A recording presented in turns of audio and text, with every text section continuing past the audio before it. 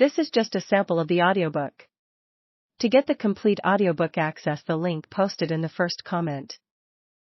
Chapter 2. It's your story to write. Whether we like it or not, our lives will leave a mark on the universe. Each person's birth makes ripples that expand in our social environments. Parents, siblings, relatives, and friends are affected by us. And as we grow up, our actions leave a myriad of consequences, some intended, most not. Mihai Csikszentmihalyi. Take a moment to step back from the routines of your practice and the rituals of your life. Take a deep breath. I urge you to quiet the chattering monkeys in your head because they are determined to distract you from the real work we are doing together. If you're thinking about your day or stuck on something from last week, you might miss the point of this chapter, and your story is too important to miss. So take another breath or two. It is in this moment that the right questions are born and the right for you answers await. Are you ready? Good. Let's begin. When I look at your life as a chiropractor, I'm filled with a sense of awe. I mean, you changed the lives of so many people. When you entered this profession, you had a plethora of things you wanted to fix in the world, things you wanted to do, to have, and to become. Yet Michael and I want to know, to what scale do you want to impact the world? Your pursuit of happiness has led you to this path of service called chiropractic practice, and it is on this path of service that you will fulfill your destiny. Yet this path has exposed, or will expose, an important truth. If you're going to make a difference and contribute to change in the world, then you must see your practice as an entrepreneur sees his or hers. You need to think like an entrepreneur thinks. Ask the deeper questions that an entrepreneur asks. And you need to behave like an entrepreneur behaves.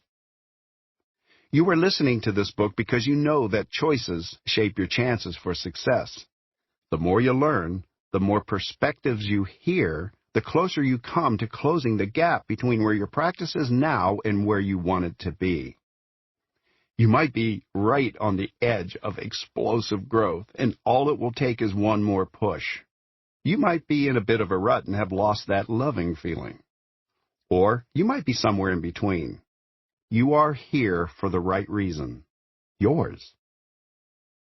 In chiropractic college, I was obsessed with opening my own practice. All I could think about was getting through the academic gauntlet and on with real life. I just wanted to open the doors and let the people come in.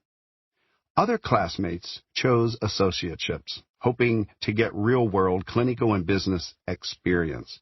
But that wasn't for me. Many still take that approach, and we will talk about that later because it is so important.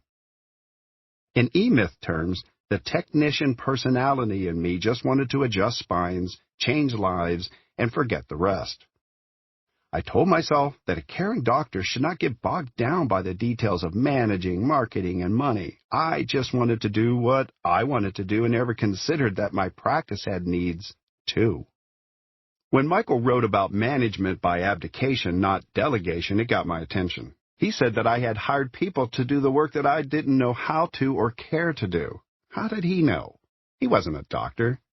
For a brief moment, I actually thought he had interviewed my wife, Kathy, and that she had told him about how I was running the family business straight into the ground. How else could he have known? Why it matters. You are, at this very moment, a vital part of a profession with an unprecedented vision. We are, by most standards, a young profession. The adjustment that was delivered by D.D. Palmer in 1895 has now been heard around the world thanks to our courageous and passionate predecessors. Today, many people in this profession work tirelessly to guarantee your right to practice and the right for patients to seek our help. But none of that matters if your practice doesn't work. Without your success, your story will never be told. No one profession has all the answers, yet what you do matters to your patients. There are hundreds of thousands of people who suffer needlessly and will continue a life of drudgery and hopelessness unless you get busy doing what needs to be done, changing what needs to change, and taking action today not tomorrow.